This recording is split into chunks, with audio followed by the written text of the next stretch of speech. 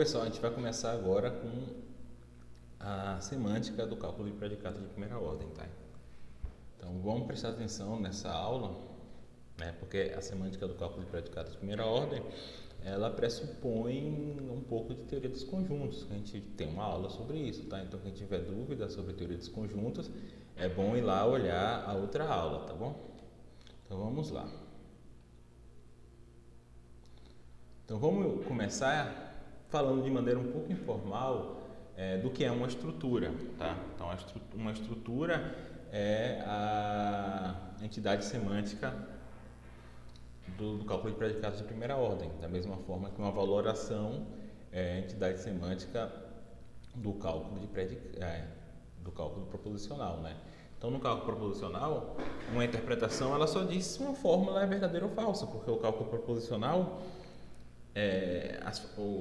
o átomo, né, as partes mais básicas são sentenças completas. Então você não tem como dizer muita coisa para além de se o valor semântico daquela sentença é verdadeiro ou falso. No caso do cálculo de predicados de primeira ordem, as sentenças, né, as fórmulas básicas, elas são elas mesmas têm partes, né? Então a fórmula básica no cálculo de predicado de primeira ordem é composta, por exemplo, de uma constante de predicado e de uma constante individual, de modo que, pelo princípio da composicionalidade, o valor semântico da sentença, do cálculo de predicados, ela precisa ser uma função do valor semântico por exemplo, do predicado e da constante. Então a gente precisa primeiro atribuir interpretações para os predicados e para as constantes, e a partir daí que a gente vai conseguir atribuir interpretações a, por exemplo, sentenças atômicas ou sentenças gerais, tá bom? Então vamos pensar aqui nesse argumento. A gente falou isso na aula sobre valorações, né? Todo planeta joviano tem anéis, né? Como é que isso fica no cálculo de predicados? Para todo x, se x é um planeta joviano, x tem anéis. Netuno é um planeta joviano, JN, logo Netuno tem anéis, JAN. Né? Então esse argumento ele é intuitivamente válido, né? Se todo planeta joviano tem anéis e Netuno é um planeta joviano, ele tem que ter anéis, porque todos os planetas jovianos têm anéis. Então é impossível que as premissas sejam verdadeiras, botei para salvar aqui, e a conclusão ser falsa, né? Só que a gente não consegue ver isso simplesmente usando valorações, porque as três fórmulas envolvidas são elementares, né? Elas não são fórmulas atômicas, né, no sentido estrito da palavra, mas elas são elementares no sentido de que, pegando essa fórmula aqui, se você pegar essas partes que compõem ela, essas partes elas mesmas não têm valor de verdade, né? Porque elas são fórmulas abertas, né? Então é complicado você atribuir o valor de verdade de JX, AX e muito menos desse condicional. Então você teria simplesmente uma tabela em que essa sentença pode ser verdadeira ou falsa, essa sentença pode ser verdadeira ou falsa, e essa sentença pode ser verdadeira ou falsa. E aí, nesse caso, é plenamente possível que essas duas sejam verdadeiras e essa seja falsa, porque você está atribuindo o valor de verdade aqui de maneira independente.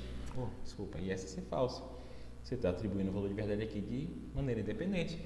Mas, assim, isso intuitivamente está errado, né? Porque o conteúdo da primeira sentença, ela parece implicar que é impossível ela ser verdadeira, as duas primeiras serem verdadeiras e a terceira ser falsa, né? Então, por isso a gente tem que ter uma entidade semântica, uma interpretação mais fina, né? Que consiga ver essas relações no interior das sentenças, tá? Então, por isso que a gente vai ter estruturas e não simplesmente valorações. O problema é que as valorações elas não são sofisticadas o suficiente para dar conta de fórmulas gerais, por exemplo, né? Então a gente tem que descer a um nível de detalhamento maior na interpretação de uma linguagem de primeira ordem L, né? E isso é possível utilizando a noção de estrutura, que é mais complexa do que a noção de interpretação, né? A gente vai ver que a noção de estrutura é mais complexa porque a noção de estrutura ela age diferentemente para fórmulas básicas, fórmulas atômicas e fórmulas gerais, né, universais existenciais, codificadas, né? Mas para fórmulas complexas ela vai funcionar igual a uma valoração, tá? Então a gente não pode se limitar a dizer que tais e tais fórmulas atômicas e gerais, né? Porque elas são fórmulas básicas nesse sentido de que elas não têm partes com valor de verdade, são verdadeiras ou falsas. A gente precisa especificar as condições de verdade de cada uma dessas fórmulas, né? Ou seja, a gente precisa associar a cada uma das expressões básicas, no caso, a constantes predicativas, constantes individuais, variáveis e quantificadores, um valor semântico. Isso é uma interpretação, um significado. Tá? Vamos tomar aqui, por exemplo, uma fórmula atômica do cálculo de predicados, né? Vamos dizer aqui PA, uma forma bem simples, né? A é P. Então, pelo princípio da composicionalidade, o valor semântico dessa fórmula, ou seja, se ela é verdadeira ou falsa, né? Lembra, o valor semântico de uma sentença é um valor de verdade. Então, o valor semântico dessa sentença, ela precisa ser uma função do valor semântico das partes dela, ou seja, da constante predicativa e da constante individual. Então, a gente tem que ser capaz de definir o valor de verdade dessa sentença a partir dos valores semânticos, que não vão ser valor de verdade, tá? O valor semântico de uma constante não é um valor de verdade, é um indivíduo. O valor semântico de uma constante predicativa não é um valor de verdade, é um predicado. Então, a gente vai ter que explicar como é que esses valores de verdade de constantes individuais e de predicados, eles podem ser combinados, o valor de verdade não, desculpa, como é que o valor semântico de uma constante individual e de uma constante predicativa, eles podem ser combinados de modo a gerar um valor de verdade de uma sentença atômica, por exemplo. Tá? Então, a gente precisa saber qual é o valor de verdade de uma constante individual, o valor de verdade não, o valor semântico. É porque eu já estou indo para 4 horas de vídeo gravado hoje, né? Então a gente precisa saber qual é o valor semântico de uma constante individual, qual é o valor semântico de uma constante predicativa e como calcular a partir desses valores semânticos o valor de verdade de uma sentença. Tá? Do ponto de vista intuitivo, as constantes funcionam como nomes, né? Então a gente está falando assim, A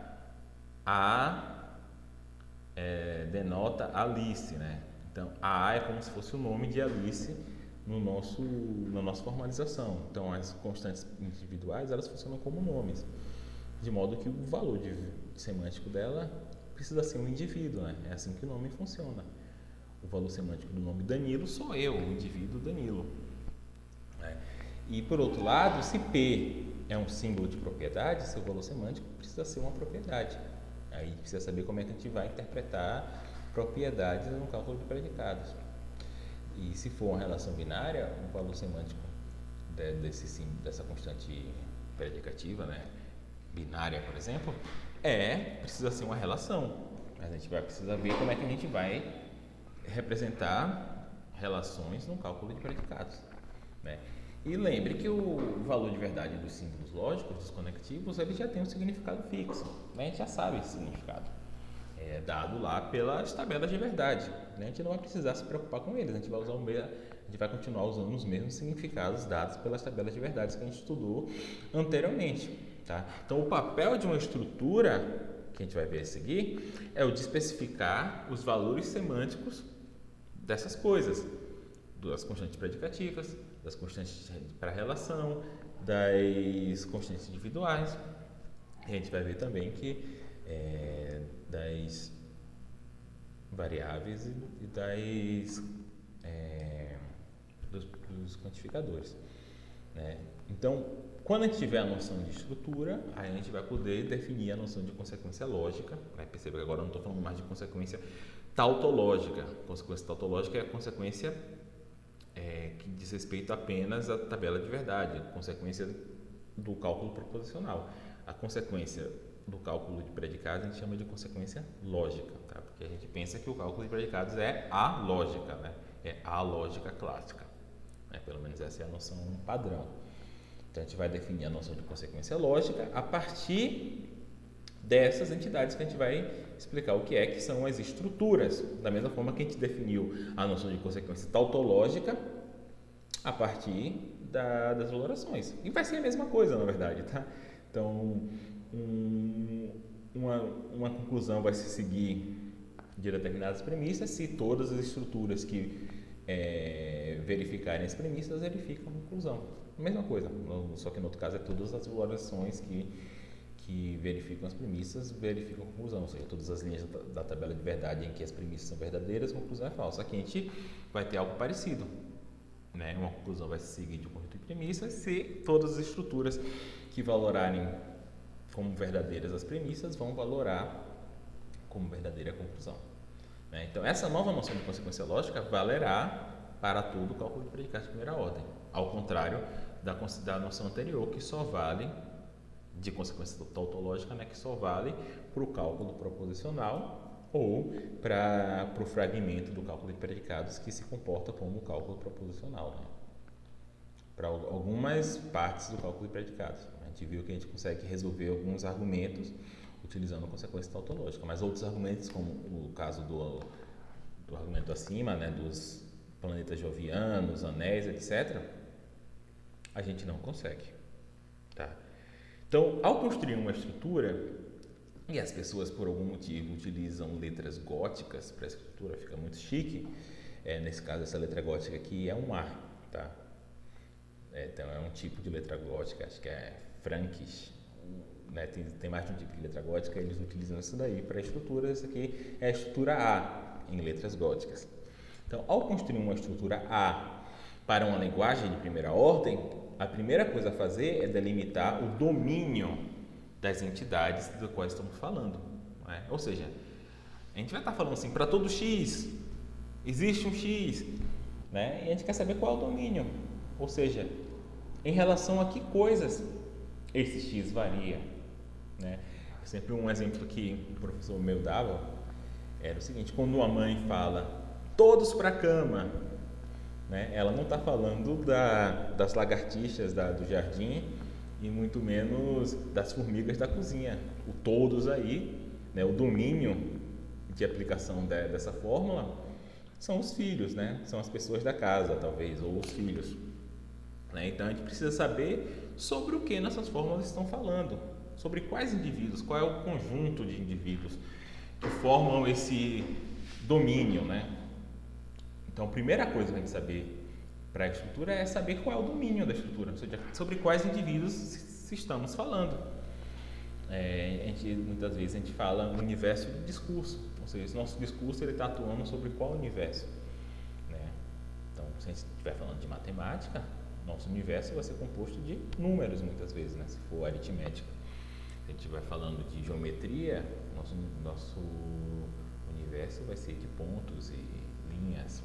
Se a gente estiver falando de pessoas, nosso universo vai ser as pessoas. Então a gente precisa saber qual é o universo das coisas que a gente está falando, ou seja, qual é o domínio da estrutura, certo? Quais são os indivíduos que compõem essa estrutura, tá? Então, o universo A, né, agora A aqui em letra normal, de uma estrutura A também, só que em letras góticas, é definido como um conjunto não vazio, tá? Então, isso daqui é uma suposição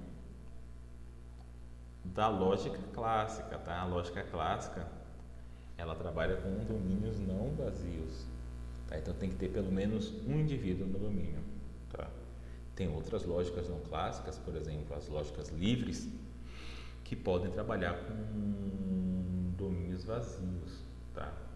Mas no caso da lógica clássica tem que ter pelo menos um indivíduo no domínio. Por quê, gente? Porque a gente vai ver que o valor de verdade, o valor semântico de uma constante vai ser um indivíduo do domínio. Mas se não tem nenhum indivíduo no domínio, nossas constantes vão ser vazias. Então a gente pode até ter uma linguagem vazia no sentido de não ter constantes, né? A gente vai ter uma linguagem que só vai ter quantificadores, mas mesmo assim, quantificadores e variáveis. Mesmo assim, o domínio vai ter que ter pelo menos um indivíduo, né? Mas a preocupação que é essa: se o meu domínio não tiver nenhum indivíduo, eu vou ter constantes vazias. Então, eu vou ter uma fórmula tipo P de A e eu não sei se isso aqui é verdadeiro ou falso. Porque esse A está falando de quem? Não está falando de ninguém, né? Então, é por isso que os nossos domínios têm que ter sempre um indivíduo. Se tiver um indivíduo apenas, tudo bem, porque aí todas as constantes vão se referir ao mesmo indivíduo. Mas não pode ter zero, né? Então, o primeiro ponto é saber que para uma estrutura da lógica clássica, o domínio tem que ser não vazio, tem que ter pelo menos um indivíduo. Tá? Para além disso, geralmente não tem nenhuma restrição. Né? Algumas pessoas podem fazer a restrição de que o domínio seja contável. Tá? Não quero entrar muito nesse ponto, né? Um domínio contável é um domínio que ele é ou finito ou ele é infinito, mas ele tem o mesmo número de elementos do conjunto N, dos números naturais. Ou seja, a gente consegue colocar numa correspondência bionívoca os elementos daquele conjunto com o conjunto N. Aí você pensa, pô, gente, mas assim, então qualquer conjunto infinito vale? Não, né? Porque isso foi um ponto que eu até pulei na aula sobre conjuntos, mas que é relevante para quando você entra mais em detalhes sobre a lógica, é que existem infinitos de tamanhos diferentes. Meio bizarro, mas é. Então, olha só que bizarro. Os números naturais, ou seja, os números de 0, 1, 2, 3, 4, 5, 6, eles têm o mesmo, existe a mesma quantidade de números naturais que existe de números negativos e positivos, números inteiros. Aí você fala assim, pô, mas obviamente que não, né? Porque para cada número natural, sei lá, 1, eu tenho 2 números inteiros, eu tenho 1 e menos 1. Para o 2, eu tenho 2 e menos 2. É verdade, mas ainda assim eles têm o mesmo número, no sentido que há uma correspondência bionívoca. A gente pode fazer essa correspondência aqui, ó. 0 eu correspondo com 0, 1 eu correspondo com 1, 2 eu correspondo com menos 1, 3 eu correspondo com 2, 4 eu correspondo com menos 2 e assim sucessivamente. E para cada número inteiro eu vou ter exatamente um número natural. Aí você pensa assim, não, pô, mas os números naturais vão acabar primeiro, porque você tá indo de 2 em 2 aí. Só que os números naturais são infinitos. Então, se você me dá um número inteiro qualquer menos 1 zilhão, eu consigo te dizer qual é o número natural, né? Que no caso é 2 zilhões menos 1. Ou, no caso do menos 1 zilhão, é 2 zilhões. No caso do 1 zilhão, é o 2 zilhões menos 1. Então, por esse motivo, a gente pensa que esses dois conjuntos têm o mesmo número de elementos, né, que os matemáticos chamam de Aleph 0, que é o infinito menor de todos. E tem infinitos maiores que esse? Tem. O infinito dos números reais, ou seja, números com vírgula, que pode ter qualquer número depois de vírgula, não precisa ser não precisa ser dízima, é maior do que os números naturais. Por outro lado, os conjuntos de números racionais, que é o conjunto das frações, é do mesmo tamanho do conjunto dos números naturais. Você pode falar assim, pô, mas é muito doidão isso aí, porque entre 0 e 1 tem infinitas frações. Mas mesmo assim você consegue fazer a correspondência. É meio estranha a correspondência, mas você vai fazendo assim, ó, 1 sobre 2, 1 sobre 3, 1 sobre 4, e aqui vai infinitamente, né? Aí aqui você faz 2 sobre 2, né? Aqui no caso é 1 sobre 1, aqui é 2 sobre 1, né? 2 sobre 3, e aqui infinitamente, né? Você percebe que aqui ele vai infinitamente, tanto para cá quanto para cá. Mas eu consigo fazer essa correspondência da seguinte maneira. Eu pego esse aqui é o 0, é o 1, né? 2, 3, 4, 5, 6, eu vou percorrendo assim. E ainda assim eu consigo delimitar 1 para 1. Só que no caso dos números reais não dá, e tem uma prova para isso também. Então essas duas coisas aqui, quem fez essa correspondência aqui em zigue-zague e a prova que não dá para números reais foi o Cantor, matemático importante. Eu não vou entrar muito nesses pontos, tá? Mas eu quero dizer só, quando está dizendo aqui que precisa ser contável, Estou dizendo só que precisa ser do mesmo tamanho dos números naturais, tá? Mas não se importem muito com isso, porque não vai... isso é importante para quem for prosseguir na lógica, porque vai ter resultados que dependem disso, mas para a gente aqui não vai ser tão importante. Tá, então, o próximo passo, então a gente já sabe qual é o nosso domínio, né? Vamos dizer que o domínio é as pessoas que moram aqui na minha casa. No caso é eu, Danilo, a Adriana, minha namorada, o cachorro Rick e o cachorro Boji. Então são 4 pessoas no domínio. Então isso é um domínio perfeitamente bom. Outro domínio perfeitamente bom são os livros que eu tenho na minha casa. Então ali eu tenho compêndio de epistemologia, epistemologia de Fumerton, imagem científica de Van Frassen, né? Entre outros aqui. Tem, sei lá, tem uns 30 aqui. Não costumo ter muito livro, não. Eu gosto mais de ler no tablet e no Kindle. Então isso aí é outro domínio, né? Eles são não vazios? São. Tem pelo menos uma pessoa morando na minha casa, tem pelo menos um livro na minha casa. Eles são contáveis? São. Então beleza, já serve, tá? Então eu posso interpretar minhas fórmulas do cálculo de predicados utilizando esse domínio, né? Então esse é um ponto interessante. Quando a gente formaliza uma fórmula, a gente geralmente tem um domínio na nossa cabeça, né? Essas fórmulas aqui são sobre filósofos imortais e seres humanos que são mortais. Essas fórmulas aqui são sobre matemática. Mas assim, no caso, como a gente está dando aqui uma interpretação formal, a princípio qualquer fórmula eu posso interpretar em qualquer domínio, tá? Então eu posso interpretar a fórmula, sei lá, X é gostoso no domínio dos meus livros. Por mais que meus livros não sejam gostosos, intuitivamente, né? Nunca provei nenhum deles, eu posso fazer isso, né? O que importa é que esses domínios não sejam vazios, eles sejam contáveis, tá? Então o próximo passo é dizer como é que a gente vai interpretando essas expressões básicas, né? Já que agora a gente tem a noção de domínio, a gente tem um domínio, né? Então para isso a gente vai usar uma função de interpretação, que é o I, né? Lembra que no caso das valorações a gente usava uma função de valoração. O valor de P é V, né?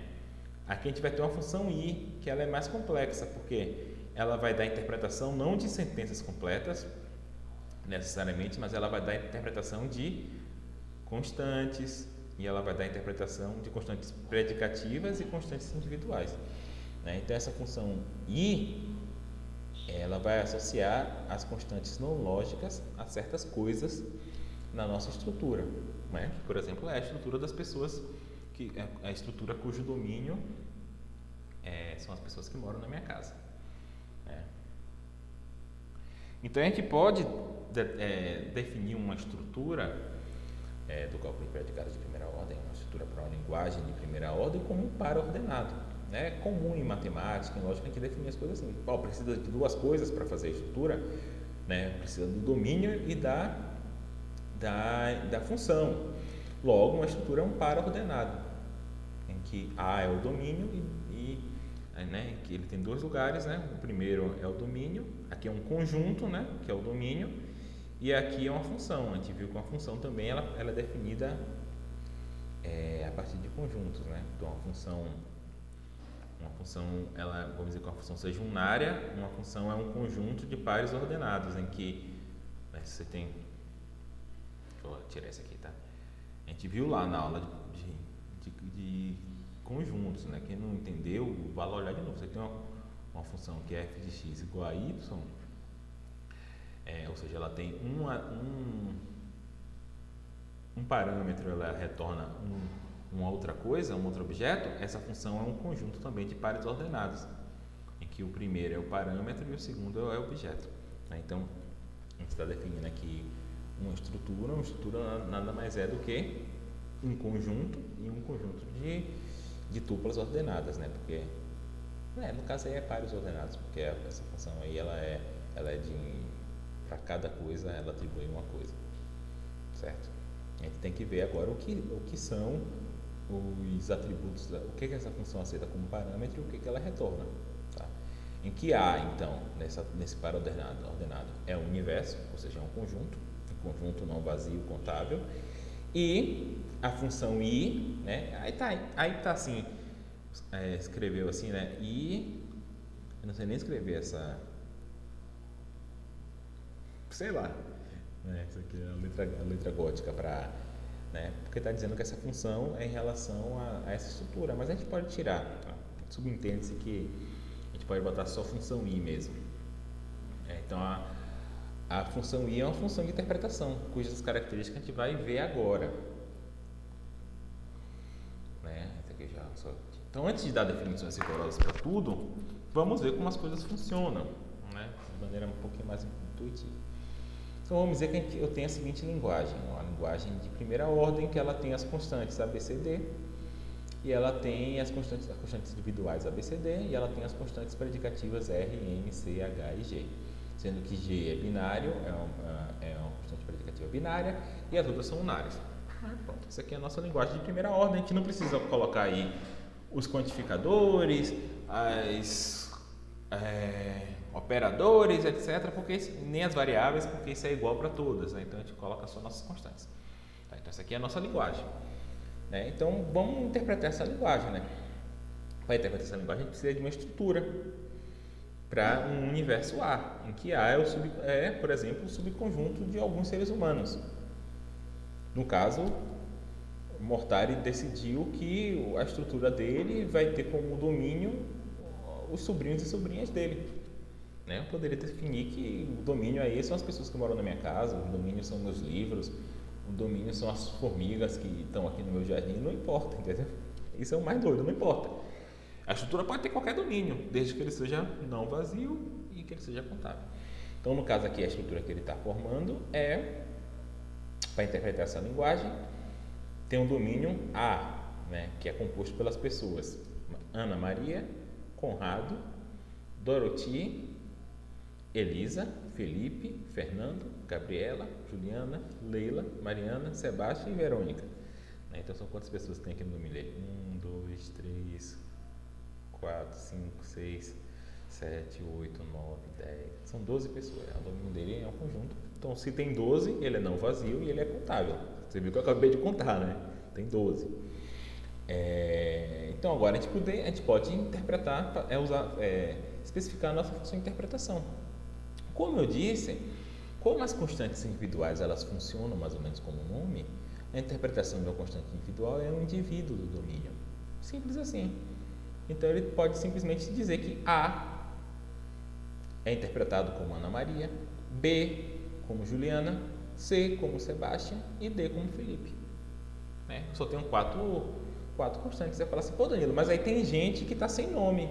Tudo bem. Essas pessoas não têm nome na minha linguagem, mas elas estão no domínio. Então, o domínio ele não precisa ter nome para tudo, apesar que a gente vai ver que tem uma complicaçãozinha depois. Mas a questão é só que você precisa interpretar suas constantes. E você poderia, inclusive, interpretar todas as constantes aqui dizem respeito a Ana Maria. Então, A é Ana Maria, B é Ana Maria, C é Ana Maria e D é Ana Maria. Não tem problema. O que você não pode fazer, porque perceba, como eu estou dizendo que a função I, a função de interpretação é uma função, você não pode dizer que A é Ana Maria e Juliana. Para cada letra, você só pode dizer ela só pode significar um indivíduo. Mas duas letras significar o mesmo indivíduo não tem problema. Eu posso ter diferentes nomes para o mesmo indivíduo. Vamos dizer que meu domínio seja os poetas brasileiros. Aí eu tenho, sei lá, no meu domínio Fernando Pessoa, tenho no meu domínio Drummond, tenho no meu domínio Manuel Bandeira. A gente sabe muito bem que o Pessoa tem vários nomes, tem vários pseudônimos. Eu posso ter, então, na minha linguagem, os vários pseudônimos de Fernando Pessoa. E simplesmente, todos os pseudônimos eles são interpretados com a mesma pessoa. Que no caso é Fernando Pessoa. Então, não tem problema você ter vários nomes para a mesma pessoa. Então, se eu tenho no domínio Clark Kent tem dois nomes, Clark Kent e Superman. Perceba, eu não posso ter no domínio Clark Kent e Superman, porque eles são a mesma pessoa. E conjuntos, eles são entidades extensionais. Então, eu tenho no meu domínio aquele indivíduo lá. que eu posso designar como Clark Kent e eu posso designar como Superman. Quando eu estou dizendo isso, eu estou dizendo que essas duas constantes, vamos dizer que seja a constante A e a constante B, elas referem ao mesmo indivíduo. Então isso aqui eu posso ter. O que eu não posso ter é a constante A se referir a dois indivíduos diferentes. Tá? Aqui eu não posso, porque a função de interpretação é uma função. Tá bom? Tá bom? Então vamos lá. Como eu disse, né? Sendo I uma função, eu não posso atribuir a mesma constante dois ou mais indivíduos. Por outro lado, não tem problema se duas ou mais constantes tiverem o mesmo valor semântico. Isto é, se a elas for associado o mesmo indivíduo. Note ainda que, no caso lá da estrutura lá do Mortari, o domínio tem 12 pessoas, 12 sobrinhos. Só que a linguagem dele só tinha 4 nomes. Então ele associou os 4 nomes a indivíduos diferentes do domínio dele e sobraram 8. Não tem problema, né? Mas leva a algumas complicações quando a gente for lidar com quantificadores, mas a gente vai ver isso depois. Tá? Tendo interpretado as constantes individuais, a gente precisa dar um valor semântico para as constantes predicativas, né? Então vamos ver os símbolos de predicado. Então vamos ver que a gente tem ali os símbolos R, M, C, H, né? Que eram unários, né? Então, estou me balançando aqui porque eu estou me agoniado já.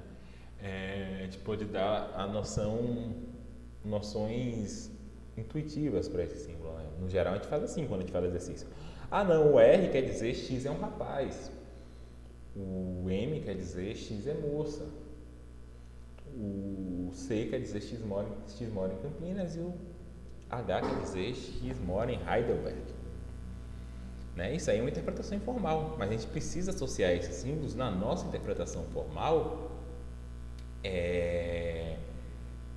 alguma entidade da estrutura A. Né? E o mecanismo aqui é muito simples. Para cada constante predicativa, a gente associa um subconjunto da estrutura. Então, vamos imaginar aqui, vamos tentar seguir a interpretação intuitiva. Né? Eu tenho aqui essas pessoas aqui na minha estrutura, né? E eu tenho, qual é? X é um rapaz, acho que é R, né? Então pronto, R é X é um rapaz. Então R, X é um rapaz, ele vai, a função R, a função I vai atribuir a R um subconjunto de A, um subconjunto do domínio, que no caso intuitivo aqui é o subconjunto do domínio que são rapazes. Né? Então aqui seria Conrado, Dorotia, acho que é mulher, Elisa, acho que é mulher, Felipe, Fé. Eu estou sendo aqui heteronormativo, né? Mas estamos só fazendo lógica, gente. Leila, Mariana, Sebastião. Na verdade, eu estou sendo cisnormativo. Né? Então esse daqui é o significado de o contraparte formal do significado intuitivo. X é rapaz. A interpretação de R é simplesmente o subconjunto do domínio dos rapazes. Né? Então agora obviamente, né, perceba, se eu falo o seguinte, RD, isso aqui é bastante bonito, eu acho bem legal. RD, quando é que RD é verdadeiro? Quando o indivíduo que a interpretação atribui a D, que aí no caso é Felipe, fizer parte do conjunto que a função atribui a R. Então D pertence a R. A gente viu lá na aula de conjuntos que sim, né? Porque D não D pertence a R. Desculpa, deixa eu botar aqui de maneira correta. Olha só. A interpretação que nós demos de D pertence à interpretação que nós demos de R, ou seja, Felipe pertence ao conjunto R? Pertence. Então RD é verdadeiro. Simples assim, gente. Não tem muita complicação, não. A interpretação de uma constante individual é um indivíduo do domínio, a interpretação de uma constante predicativa é um subconjunto do domínio. Tá? Simples. Né? Então, isso associa a cada símbolo de propriedade P na nossa linguagem um subconjunto IP, né? Interpretação de P. Então, aqui, na verdade, eu não devia nem ter chamado de R, eu deveria ter chamado esse conjunto aqui, na verdade, é o conjunto I de R, né? É a interpretação de R. Eu chamei de R assim para facilitar, mas o certo é botar I de R. Então, a interpretação associa a cada constante predicativa P um subconjunto IP, né, interpretação de P, do nosso domínio A. Isso é, IP é um conjunto e ele é um subconjunto de A. Tá? Esse aqui que está dizendo que quem não está entendendo essa fórmula aqui, olha a aula de conjuntos. Tá? Então, aqui são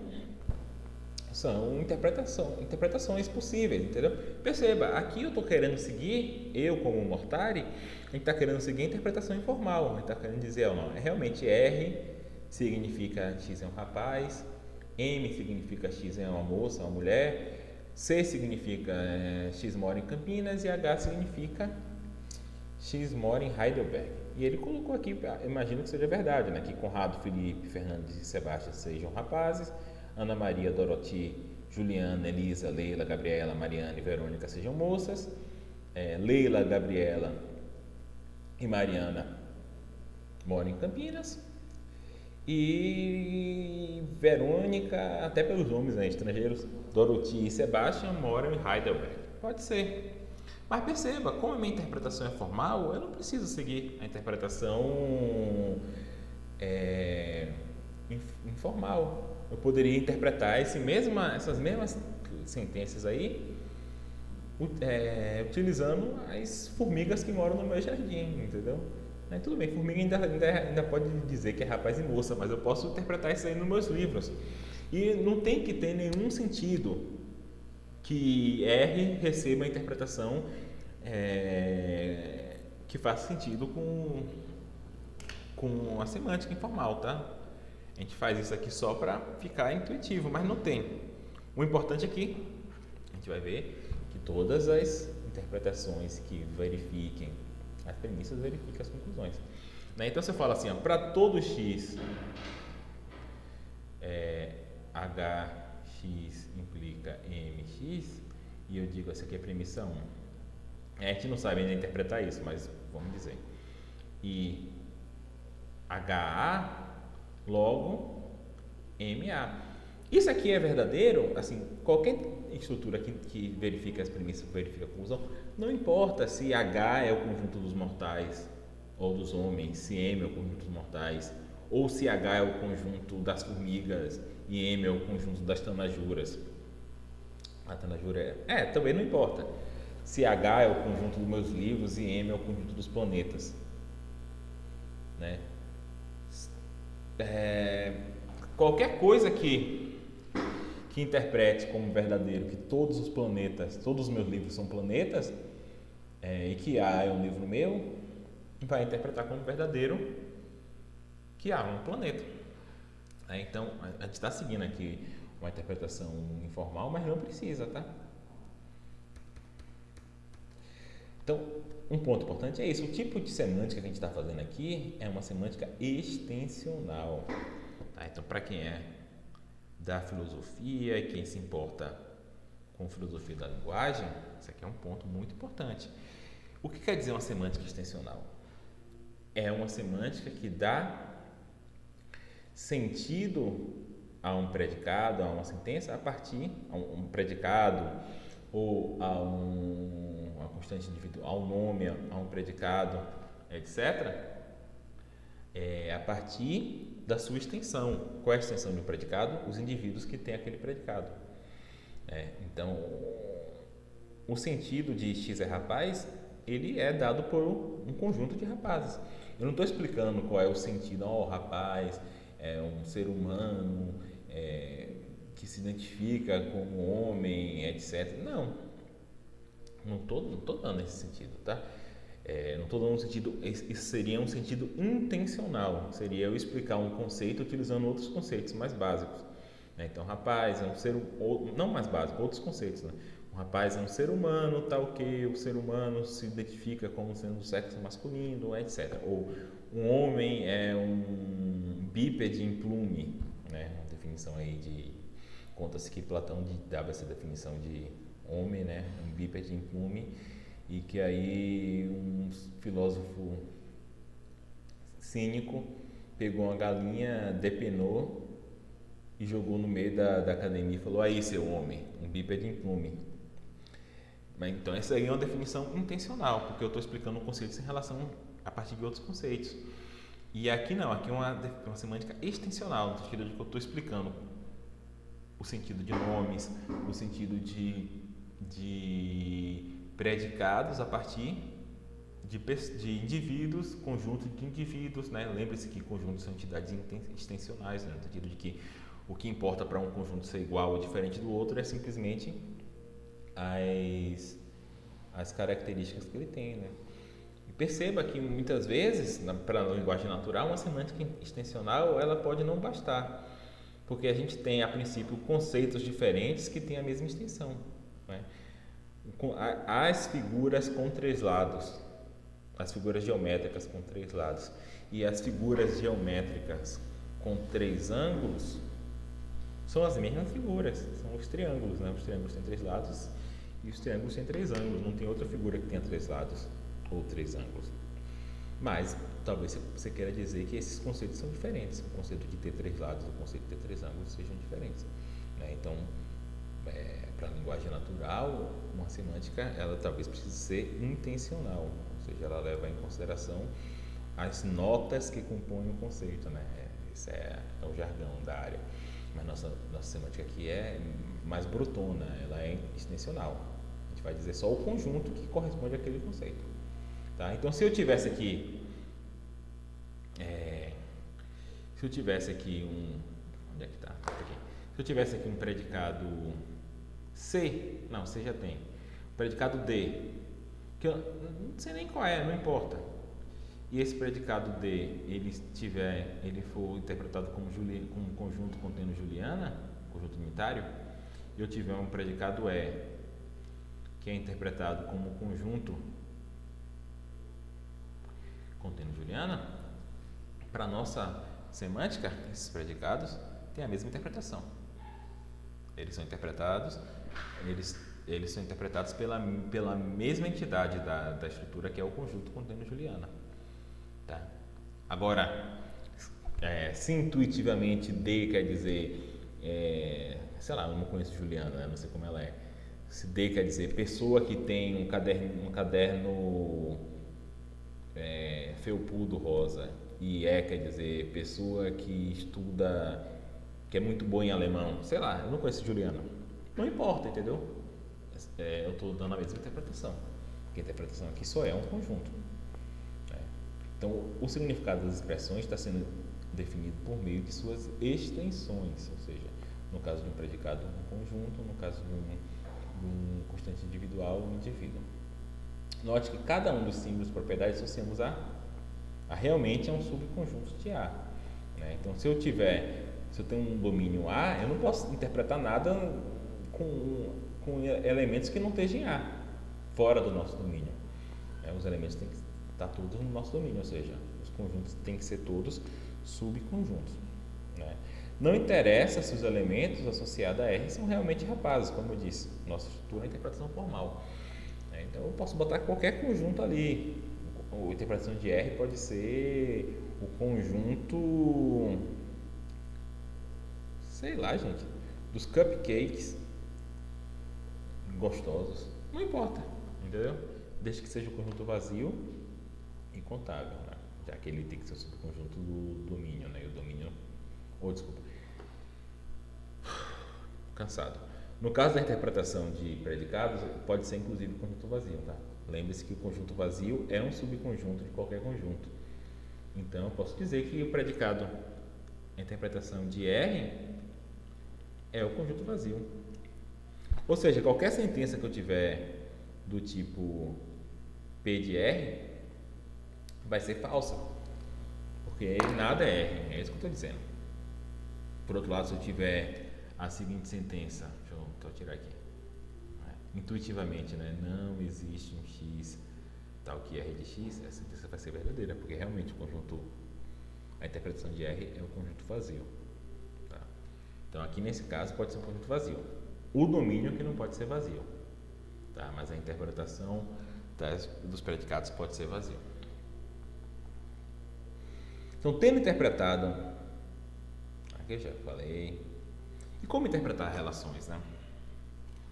Se eu tenho uma relação aqui, x é pai de y, né? Vamos dizer que eu tenho essa relação px e y, que é x é pai de y. Como é que eu interpreto isso? Uma relação binária, ela vai ser simplesmente um conjunto de pares ordenados, em que tanto x quanto y fazem parte do domínio. Simples assim. Então, a relação binária pode ser especificada por meio de um conjunto de pares ordenados. Uma relação ternária por um conjunto de triplas ordenadas. Uma relação quaternária por um conjunto de quádruplas ordenadas, e assim sucessivamente. Se a gente tem uma relação binária G, né, na nossa interpretação, que quer dizer x gosta de brincar com y, pode ser associada ao seguinte conjunto de pares ordenados: Elisa, Juliana, Felipe, Conrado, Leila, Gabriela, Dorothy e Verônica. Então, no caso aqui, eu não lembro aqui quais são os nomes dessas pessoas. Vamos dizer que A seja Elisa e B seja Juliana. Nesse caso, GAB vai ser verdadeira quando? Quando o par ordenado da interpretação de A com a interpretação de B, ele pertencer à interpretação de G.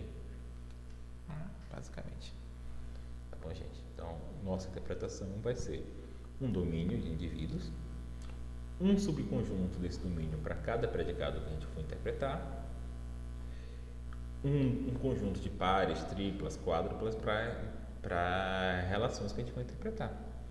Sendo que relações binárias são interpretadas por pares, relações ternárias são interpretadas por triplas, relações quaternárias por quádruplas e assim sucessivamente.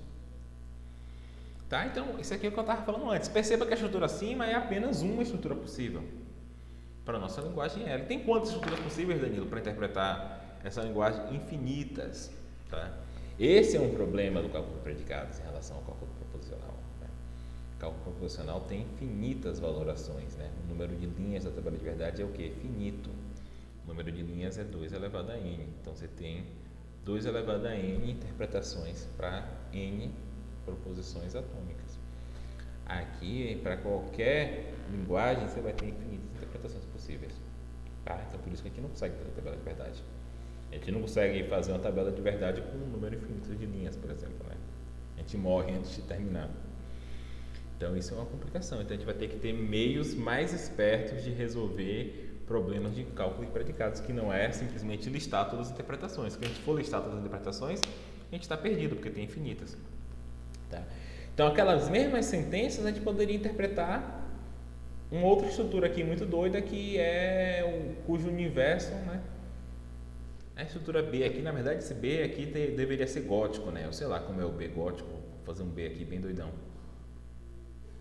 Sei lá se é assim. Aqui é o B gótico, tá? Não sei como é que é.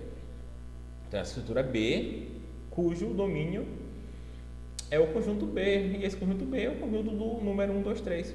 É outra estrutura, é uma estrutura que não casa em nada com a interpretação intuitiva daquelas predicadas, mas serve do mesmo jeito. Então, eu posso ter essa interpretação aqui da seguinte forma: A é interpretado como 1, B é interpretado como 2, 3 ao C é interpretado como 3 e D, né, acabou os elementos do domínio, né? Então, tem que repetir algum. O D é interpretado como 2, não tem problema. O predicado R é interpretado como o conjunto composto por 1 e 2. O predicado M é composto pelo conjunto 2, 3. O predicado C é o conjunto vazio, é interpretado como conjunto vazio. O predicado H é interpretado como B, ou seja, como o conjunto contendo 1, 2, 3, né, a estrutura toda, e pode, porque um conjunto é subconjunto dele mesmo, não tem problema. E já a relação H é interpretada como um conjunto de 3 pares ordenados, 2, 1, 3, 1, 3, 3. E a gente consegue muito facilmente aqui utilizar essa estrutura para interpretar fórmulas. Por exemplo, me diga, gente, nessa estrutura a fórmula RA é verdadeira? É. Por quê? Porque a interpretação de A pertence à interpretação de R. Não é? A interpretação de A não é 1, a interpretação de R não é esse conjunto, e 1 não pertence a esse conjunto, logo, isso aqui é verdadeiro. Agora vamos ver aqui se RC é verdadeiro? Não, porque a interpretação de C não pertence à interpretação de R. Correto? Porque a interpretação de C é 3, e a interpretação de R é o conjunto de 1, 2, e 3 não pertence a esse conjunto, então RC é falso. Então a gente consegue interpretar aqui do mesmo jeito, consegue saber o valor de verdade das fórmulas, né? Então vamos ver aqui a relação G. Será que G, vamos ver dois aqui, GAB, né, e GBA. GAB é verdadeiro? Não, GAB é falso. Por quê? Então, GAB é falso. Por quê? Porque o par ordenado, cujo primeiro membro é a interpretação de A e o segundo membro é a interpretação de B, não pertence ao conjunto interpretação de G, né? Por quê? Qual é o par ordenado cujo primeiro membro é a interpretação de A e o segundo membro é a interpretação de B? É 1, 2.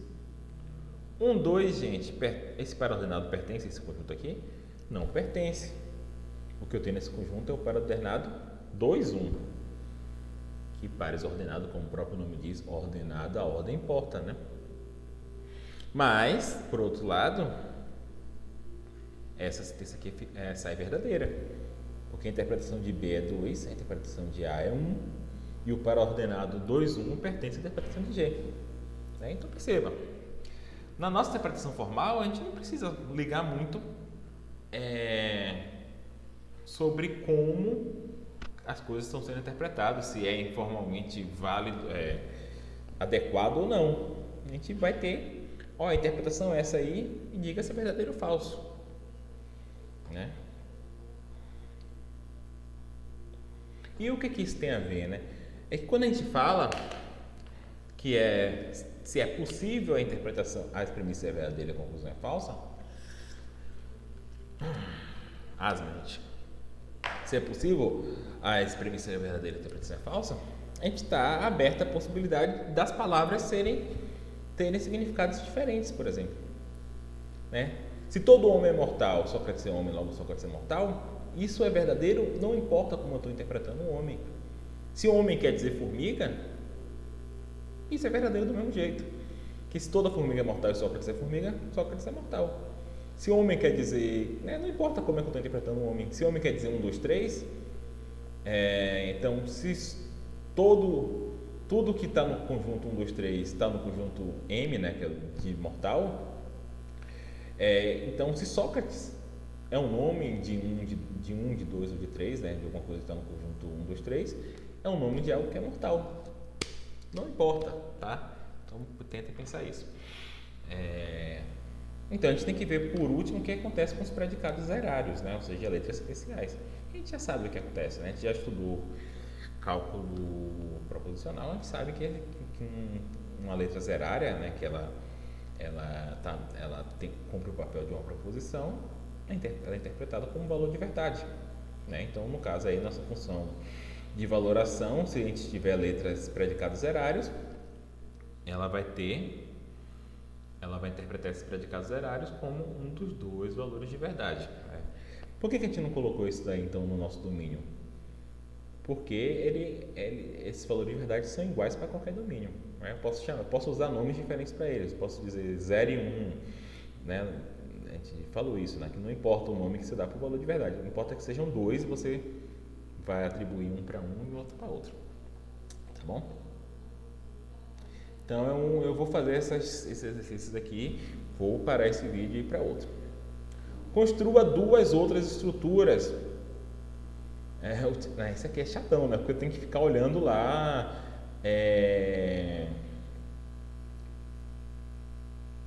O que são cada letra. Mas bora, vamos lá.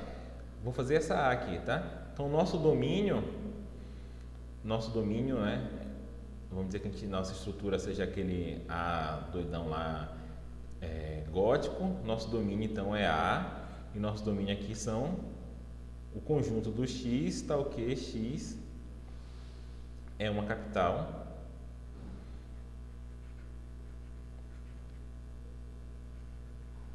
E estado, né, do Brasil, tá? Lembra que isso aqui é outra maneira de você especificar um conjunto, né? Você não precisa listar todos os membros, você pode dar uma propriedade que aqueles membros têm em comum. Então, esse aqui é o conjunto do X, tal que X é a capital do estado do Brasil. Então, esse conjunto tem quem?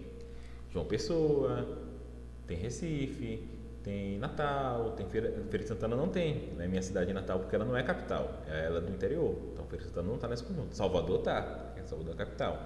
Esse conjunto tem Porto Alegre, tem Santa Maria, não tem, Santa Maria é no interior, tá? Então a gente sabe, esse conjunto aqui tem acho que são 26, né? Não está contando com Brasília, né? Brasília não é a capital do estado, é o Distrito Federal. Beleza. Então a gente tem que dar interpretação para as constantes, né? Que são 4, era A, B, C e D. Então a gente pode escolher qualquer um, a gente pode dar a interpretação que quiser. Olha que liberdade. Aí você diz aí as capitais que você mais gosta. Sei lá. Então A vai ser João Pessoa, eu gosto de João Pessoa. B vai ser Salvador, eu gosto de Salvador. C vai ser São Paulo. Pô, faltou espaço aqui, né? Eu gosto de São Paulo, eu gosto do Rio, eu gosto de Porto Alegre. Pronto. Não importa, importa só que as interpretações dessas sentenças aí, ou dessas constantes individuais seja coisas que estão no domínio, né? Como o domínio é a capital de estado, João Pessoa, Salvador, São Paulo, Porto Alegre são capitais de estado, então estão no nosso domínio. A gente vai ter que dar a interpretação para cada uma daquelas letras, né? Eu não vou lembrar de todas, né? A interpretação de R era um símbolo de predicado, né? Então ele vai ser um conjunto. Vamos dizer que a interpretação de R é o conjunto que só tem João Pessoa. Intuitivamente, R pode ser, sei lá, dizer uma coisa que João Pessoa tem que nenhuma outra capital tem. R pode ser, sei lá, o fato de ter muita árvore, sei lá. R pode ser a propriedade de ter um bairro chamado Tambaú. Não imagino que outra capital tem um bairro chamado Tambaú. Não importa, entendeu? A interpretação de R é João Pessoa. Aí eu não lembro os outros lá, eu lembro que o último lá, que era G, né? Era uma relação binária. Então eu vou fazer só o G. G é uma relação binária. Então vamos dizer que G, né? Isso aí seria uma relação muito complicada. Mas G é a relação X está a norte que Y, né? Então vai ter muitos pares ordenados essa relação, né? Então JP está a norte de Salvador, né? JP está ao norte de Aracaju, né? Que vai ter muitas, né? Tirando Natal, Fortaleza, acho que São Luís também, Teresina e as capitais do norte eu nem sei se uma pessoa está mais ao norte do que Belém ou não, do que Manaus ou não. Não importa, mas aí que eu iria enumerar todos, entendeu? Não importa aqui qual é o significado informal que eu dê para isso. Importa só que seja um conjunto de pares ordenados, porque essa relação aqui é binária. No caso das constantes individuais, é importante que seja um conjunto de indivíduos, porque essa aqui é um predicado, tá?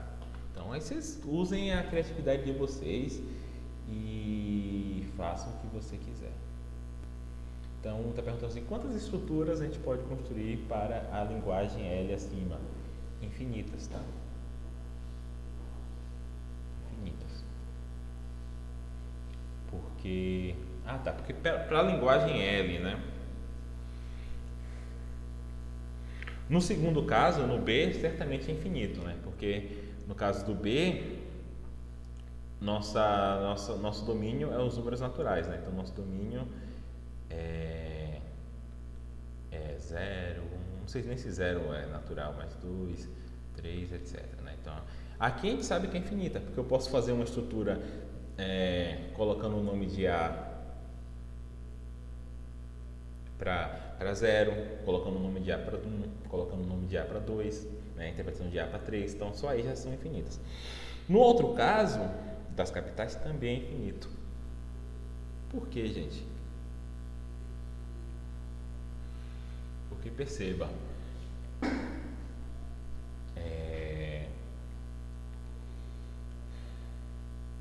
não sei se eu deveria tocar nesse ponto aqui agora, né? Conjuntos de conjuntos também são conjuntos. Então eu poderia atribuir um número, um predicado a um conjunto vazio, poderia atribuir um predicado ao conjunto unitário que contém um conjunto vazio, ao conjunto unitário que contém um conjunto unitário que contém um conjunto vazio, e assim sucessivamente. Só que eu tenho uma dúvida, né? Isso eu podia até perguntar para o próprio notário, porque essas estruturas, elas, não sei se elas são de primeira ordem, porque você teria predicados de predicados, mas eu vou procurar saber isso daí. Quem tiver uma resposta aí sobre o exercício 10.2 em relação à letra A, fale comigo, tá? Mas assim, no geral, você sempre vai poder ter muitas estruturas. Ah, não. Tudo não. É infinito mesmo. Por quê, gente? Porque ele não tá restringindo a estruturas com aquele domínio. Então, a princípio, eu posso interpretar essa linguagem L, né, que tem quatro constantes e acho que é R, M, C, H e G, né? 5 constantes predicativas.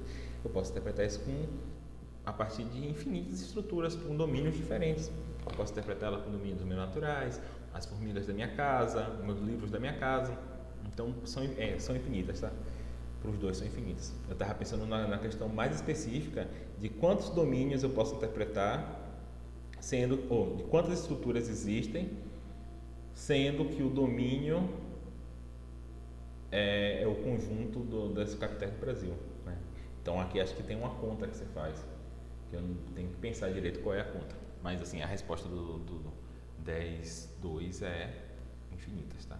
E como eu falei, esse é uma questão complicada do cálculo de predicados, né? Porque a gente não vai poder fazer a tabela de verdade, porque a gente não vai poder listar todas as estruturas, né? Porque são infinitas, não adianta nem tentar. A gente vai ver depois como é que a gente vai resolver as questões que a gente resolveria com tabela de verdade e como é que a gente vai resolver agora. Tá bom, gente? Então eu vou parar aqui e eu vou continuar agora com a noção de verdade.